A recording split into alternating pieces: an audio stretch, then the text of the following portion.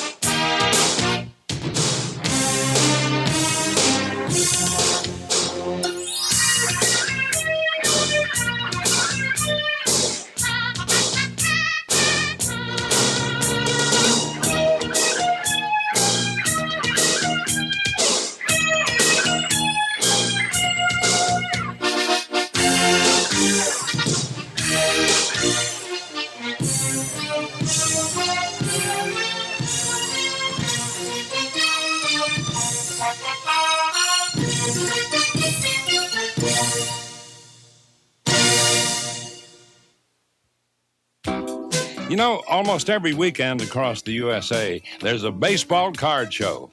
And no matter how big or how small, people are really flocking to them, whether they're 6 or 60.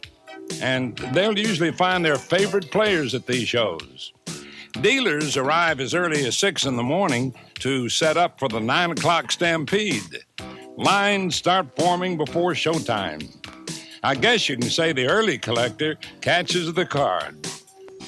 Dealer setups range from tabletop displays to extravagant productions. But either way, the collectors usually get what they want, whether it's an autograph of their favorite ball player or that special card that they've been looking for. Now, one of the early pioneers of card shows was Mike Ehrenstein. I had one of the very first card shows. It really wasn't a show. It was by invitation only. We had about 15 or 20 collectors in my basement, and it was about 1970. Guys came from as far away, I think, as Maryland, which was an astronomical trek. I mean, it was like the other side of the world. Well, I think it's just wonderful. Everybody collects something. Everybody. I don't care who the person is. I'm sure you have a collection of something. I think it's wonderful that people are collectors because it gives them a purpose, a diversion from the everyday drudgery of life. Some people collect uniforms. Some people collect statues. Some people collect posters, magazines. And everybody should have something to collect. It fulfills a need. People need to have stuff. Fun fact. Hey, man, take a look at the Topps 1959 card number 440, Lou Burdett. Lou, a right-handed pitcher, thought it'd be funny to pose as a southpaw. Well, the photographer took the picture, Topps printed the card, and the rest is history. Hey, Lou, got any rubber chickens?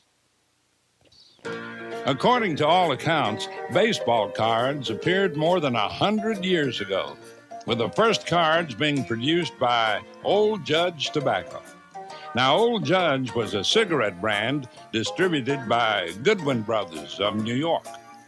The cards were used as premiums to boost the sales of their tobacco and to gain an edge on their competitors. What Old Judge Tobacco didn't realize was that they were laying the foundation for the modern-day baseball card. The Old Judge cards used photography. The photographs were thin pieces of paper pasted on cardboard. Now, this not only made the photo rigid, but helped to make the cigarette pack crush-proof. By using photographs at a time when photography was not mass-produced, they showed the players as they actually were. What they would do is they would hang a baseball on a string and have the player go like this. So in some cards you can see the string and the player's glove like this. So there couldn't be any movement. And they really some interesting poses with guys sliding, and they had to hold the position. It's really funny. The Old Judge set was not numbered, and people are still finding variations. The T206 sets were distributed during the years 1909 through 1911. The cards are a color lithograph surrounded by a white border. They're 1.5 by 2 5/8 inches, and the player's name, team, and city appear on the bottom border. The cards were included in 14 different brands of cigarettes with names like Polar Bear, Piedmont, and Sweet Caporal. Of course, this set contains the king of baseball cards, Honus Wagner. Interestingly enough, Honus felt that smoking set a poor example for youngsters and demanded that the companies stop producing his card and also recall as many as possible. As a result, there are believed to be only 30 of the Wagner cards in existence today. And listen to this. According to Sports Collectors Digest, the T206 Honus Wagner card is worth over $100,000. How about that? Man, that's probably more money than Honus ever received during his entire career in baseball. Another card that attracts attention from collectors is the Philadelphia Hall of Fame pitcher Eddie Plank. Plank cards are always sought after, but what makes the T206 card so valuable is that the lithograph plate was dropped during the manufacturing of the card, thus making a limited number in release, and therefore quite valuable. Another valuable T206 is Sherry McGee, an infielder with the Philadelphia Phillies. This card's value is not based on his performance, but on the fact that his card was distributed with his name spelled Magie. The misspelling was corrected, thus making the mistake card 400 times more valuable. That makes this the first famous error card, but we'll talk about errors later. These cards are commonly known as the Big Three. Though the set is extremely valuable without these cards, with the Big Three, man alive.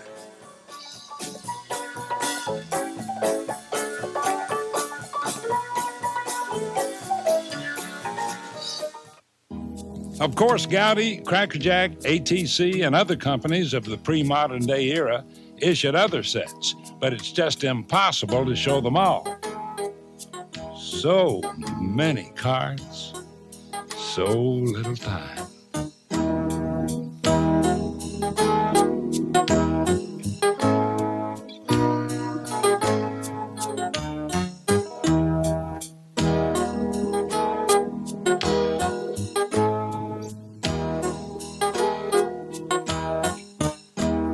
We interrupt this broadcast to bring you this important bulletin from the United Press. Flash, Washington. The White House announces Japanese attack on Pearl Harbor. Stay tuned to The 1940s saw more cards and more card companies, such as Play Ball, a Philadelphia gum company. Play Ball issued sets from 1939 to 1941. The 1948 Leaf issues, manufactured by the Leaf Company of Chicago, were black and white photos with the color added.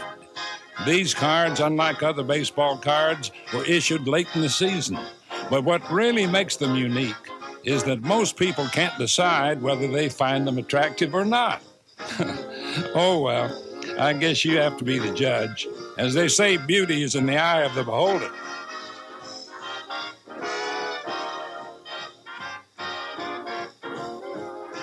From 1948 to 1955, Bowman Gum Company of Philadelphia produced sets of baseball cards. By 1949, they became the dominant manufacturer of baseball cards by signing players to exclusive contracts, which made it hard for their competitors to complete sets with the top players. The 1949 set was very similar to the 1948 issue. The biggest difference was that Bowman had their artists hand-color black and white photographs, though most collectors didn't seem to care that some of the player poses were identical. Seems like Bowman was turning over a new leaf.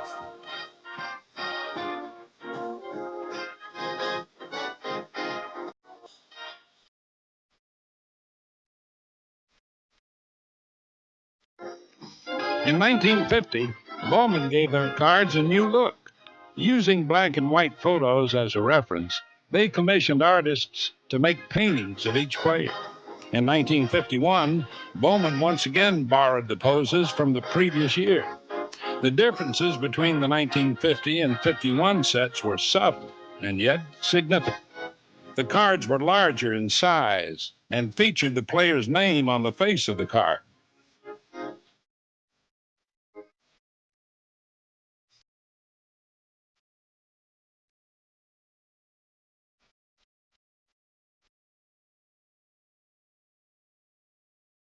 In 1953, Bowman did something that no other card company ever did before.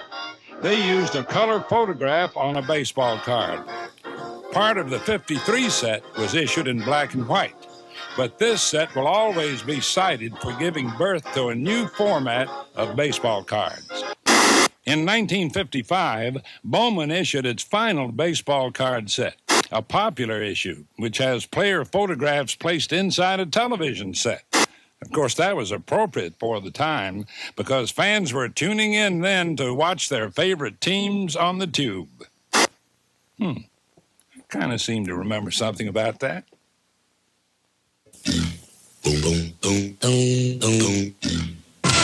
Fun fact. Most people know Danny Ainge and Dave DeBusschere from the world of basketball. But did you know they both had baseball cards? One of the most commonly asked questions about card collecting is, hey, how do I get started? Well, we told you about the card conventions, and by now, no matter where you live, there's probably a baseball card store near you. I happen to think that the baseball card store is a great place for a kid to come. It's like a little Cooperstown in the store here. We have photographs, we have plates, we have bats, we have all different kinds of things, and it's a great place for a kid to come to help complete his collection or to find out more things in the hobby. A lot of women are getting into the hobby. For some reason, it's the older women, middle-aged women. For the kids, we recommend them to get into all the new cards because if you do hold them long enough, they will reach this value right here at the $8,000 to $10,000 level. So basically, we try to get the kids into the sets, the new stuff, and advise them to hold on to all of this stuff and just wait its time out so that it will grow. It brings a father and son close together and lets them share some of the common bonds of baseball. A father can sit down and go through the 50s Dodgers or New York Giants with his child and tell him about some of his youth, and it brings them closer together.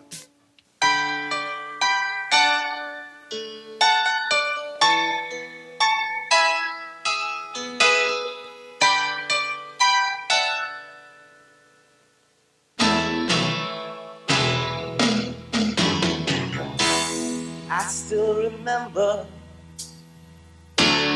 way back when, sitting on the stoop with all of my friends, pieces of paper that I just thought were toy. All these years later are bringing me so much joy. Time goes by, so it feels. Time gotta hold on tight to cardboard dreams. Time goes by, so it feels. Time gotta hold on tight to cardboard dreams. I dreamed of being a ball star ever since I was 10. I'd make it on a bubblegum car. I'd tell all my friends. Now 30 years later, I just sit with my son, and I realize my dreams aren't over because it has just begun. Time goes by, so it seems. I'm gonna hold on tight to cardboard dreams. Time goes by, so it seems. I'm gonna hold cardboard.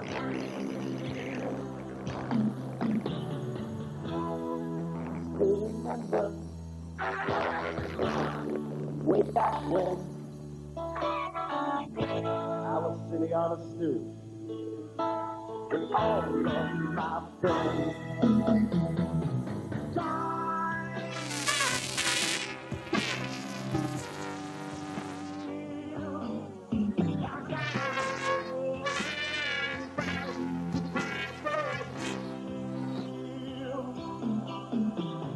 Time goes by, so we feel I'm gonna hold on tight to cardboard you. Time goes by, so we feel I'm gonna hold on tight to cardboard you. Time goes by, so we feel I'm gonna hold on tight to cardboard you. Now, if you collect baseball cards, you probably have heard the name Larry Fritch. With headquarters in Stevens Point, Wisconsin, where his son Jeff runs the show, I made a decision a couple years ago, or maybe long before that, but was finalized a couple years ago, that I got this nice collection and I enjoy it. I enjoy looking at it, except it was in a bank because prices have gotten so expensive. And it wasn't in a bank from theft. More of my concern is it get destroyed by fire or something, or a tornado or something. And I thought it was kind of crazy that to have this great collection, nobody can enjoy it, including myself. So I decided to do a museum. I'll educate them about the fun of collecting, and that's what we're going to emphasize. We're going to very much de-emphasize value. In fact, the only place that we will have values will be in the card shop itself, where cards are for sale. Otherwise, we will not emphasize values. But they're there to be enjoyed, and that's what they're for. It's something we never expected. I mean, it's been a hobby. It always will be a hobby for us, but it's turned into a business. But of all the things I could be doing, and I can't think of anything else I'd rather be doing. well, the days of keeping cards in shoeboxes and wrapped in rubber bands are over. With card collecting comes the responsibility of taking care of them.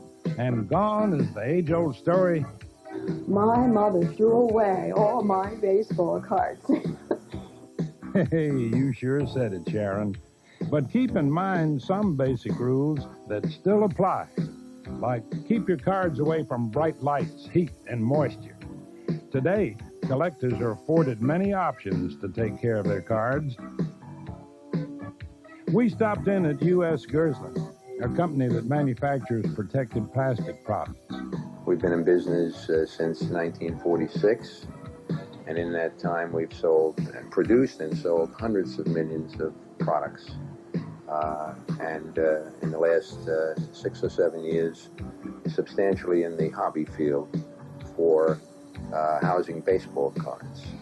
And the products take the form of clear sheet protectors in which the cards are placed, and then we also supply and produce albums in which these pages are placed, and this allows the collector to keep their cards in a protected and attractive form. We actually tested new and old cards by subjecting them to, first of all, insertion in the sheets, subjecting them to heat and pressure over a period of months, and we've never had a single case, because we use the right plastic, of a migration or a deterioration of the cards.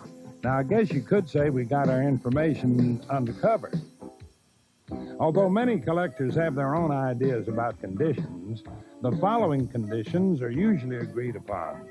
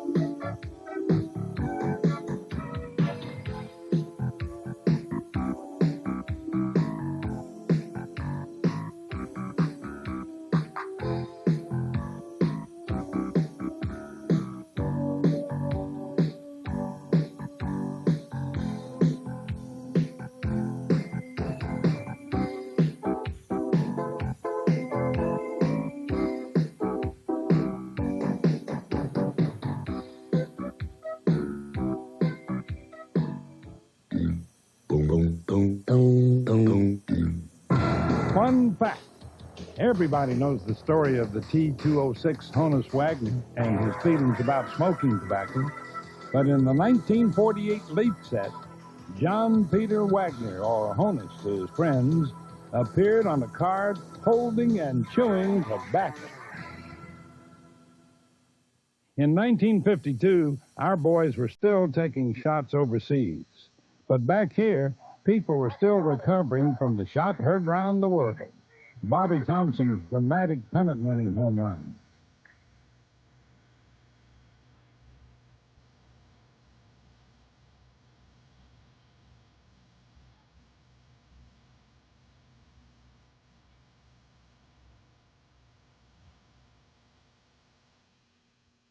The 52 Topps series, called by many the prototype of the modern-day baseball card, was designed by Topps Vice President Cy Berger, with help from the late Woody Gelman.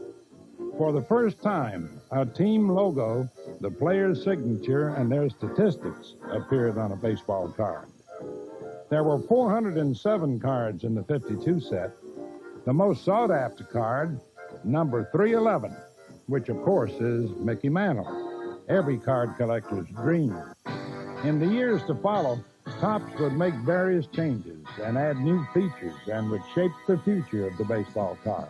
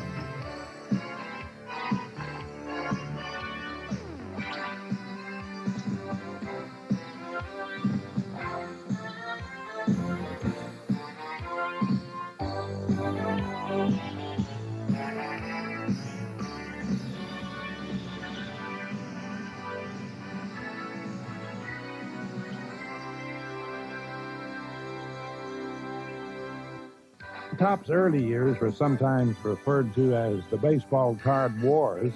Topps and Bowman fought it out in the candy stores of America. Topps eventually won by buying out Bowman in 1955. And from 1956 to 1981, Topps enjoyed a virtual monopoly on baseball card production. In 1981, Topps was joined by two new companies.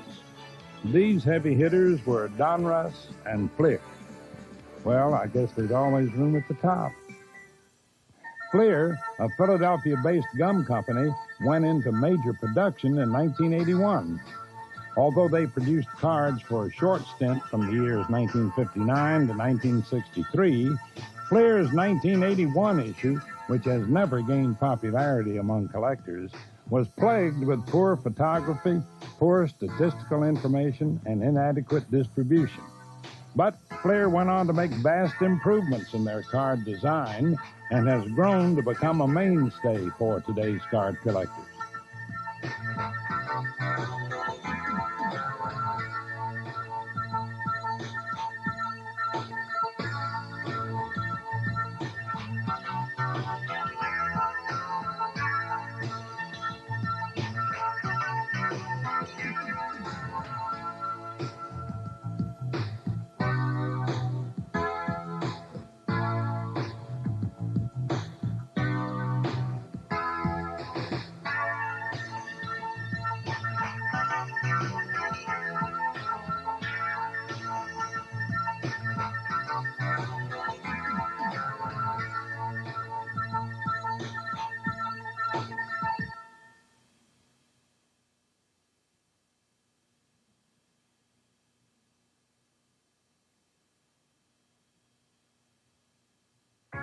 Donruss also entered the market in 1981.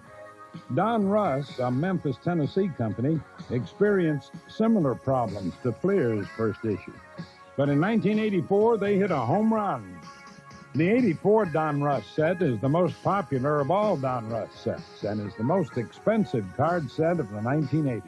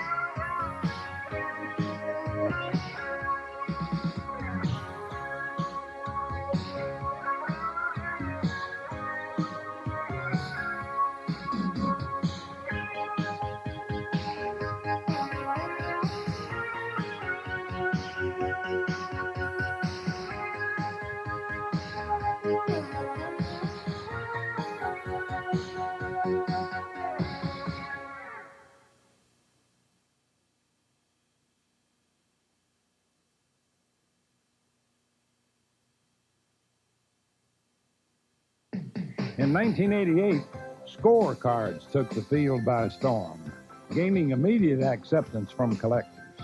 Score is produced by Major League Marketing of Connecticut and distributed by Armorall. Score cards feature high-quality photography and exciting graphic design. Score's sister company, the Magic Motion 3-phase Sport Click cards, which debuted in 1986, gave collectors a new kind of baseball card. I guess you could call it a moving experience.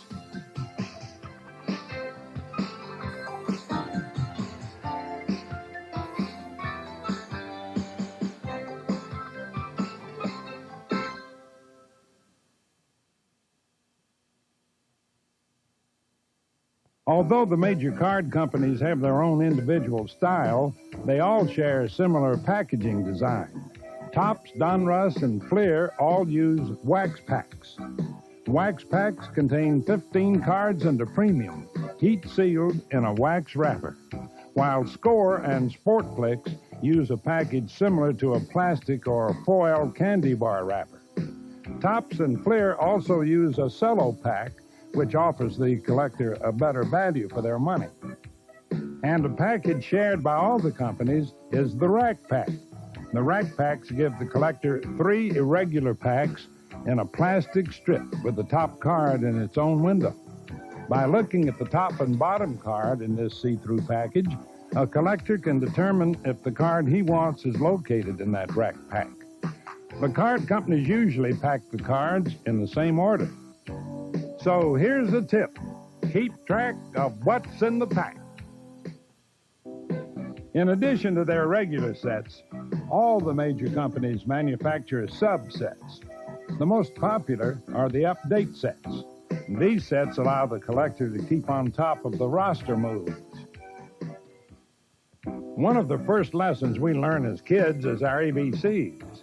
Krause Publications offer several magazines which cover every aspect of the baseball card hobby, from mail order to collecting tips to up-to-date price guides. When we purchased Sports Collector's Digest in 1981, we acquired what was then, as it is now, the premier periodical within the hobby. We brought to it some of the knowledge or the experience we'd gained in publishing in other collectible fields since the early 50s, and that is the function of a trade paper in any hobby or among any group of hobbyists is to put buyer and seller and traders together. That's the philosophy that drives our publications. We want to make it easy for people to buy and sell by mail. We have a customer service award that we created to let a person who's thinking of responding to an ad know a little something more about the dealer who carries that award. In essence, that customer service award says that this person operates at a higher plane of professionalism than just the average person you might encounter in the hobby. We feel, as I said, Sports Collector's Digest is being an advertising medium, serves the needs of the most advanced collector. Baseball Cards Magazine and Baseball Card Price Guide Monthly, because they're available on national newsstands, is more aimed at the beginner. In addition to the monthly price guides, yearly price guides are published with card prices for card sets issued for the last 100 years. The book lists cards in various conditions. Cards before 1981 will have near mint as their best possible condition. This is due to the scarcity of mint cards during those years. Not only superstar cards are rated, these pages contain prices of common cards, the lowest priced cards of all sets. Not just the major producers of sets are listed in this book. There are card sets like regional sets. Regional cards are usually limited to a particular area of the country. Very often they're distributed by local industry. Sometimes these sets are distributed nationally, but almost never in large numbers. Premium sets are usually obtained by sending in proof of purchase coupons or wrappers from products which a consumer may buy. These sets are produced by major manufacturers of consumer goods all across the USA. Now available are limited edition sets, also known as collector issues. These sets are usually distributed by national chain stores like Woolworth, Rite Aid, and Toys R Us. It seems collectors today have caught the fever. Rookie fever, that is. Rookie cards are the first card of a player issued by a company. These cards will usually be the most valuable card of all the cards produced over a player's career. Cards like the 52 Topps Mantle, the 73 Topps Schmidt, and the 84 Donruss Mattingly. They all command high prices all over the country. The one thing people enjoy doing with rookie cards is speculating. They'll go out and buy 100 or 200 or maybe even 500 of a rookie. And what that's done to prices is it's driven rookie card prices up even before the player's even tested. You'll find, for instance, players who've never even played a day in the major leagues, their cards are already 50 cents, 60 cents, 75 cents for each one. But what about the card before the card? Although most collectors don't consider a player's minor league card his rookie card. Minor league cards are produced by companies like Pro Cards, TCMA, Mike Kramer Productions, and Larry Fritz Cards. To learn more about minor league cards, check out Tough Stuff magazine. In the majors, when a player makes too many errors, he stands a good chance of being sent down to the minors. But in card collecting, a minor error usually attracts a major interest from collectors. Errors and variations have occurred ever since the famous McGee era of the T206's issue. Also in that set were the Ty Cobb variations. Cobb was shown on different backgrounds and in different hitting stances. Al Leiter, the Yankee rookie phenom, had the wrong guy on his card. Man, you talk about mistaken identity. And as the story goes, it was Al's mom who noticed the error. So did Topps, and the card was corrected. An error card becomes more valuable when a corrected card is issued, leaving a limited amount of the error card. No matter what we thought was crazy or far out has come to pass. History has shown baseball cards to be a great investment. They're still, moving along at rates that make any other area of collectible pale by comparison. Like collecting anything, you remember where you got the Mickey Mantle card or the playing card set. Finding collectibles is probably the biggest part of the enjoyment. That's what collecting is about. You acquire something and you keep it, and it'll be passed on to my son. Amazing. Amazing. That's the word. Well, thanks a lot for looking and listening, folks. I enjoyed being with you. So long, everybody.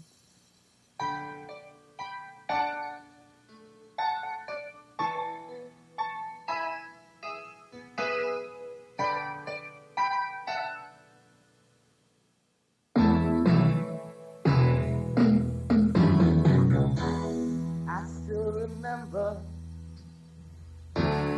way back when,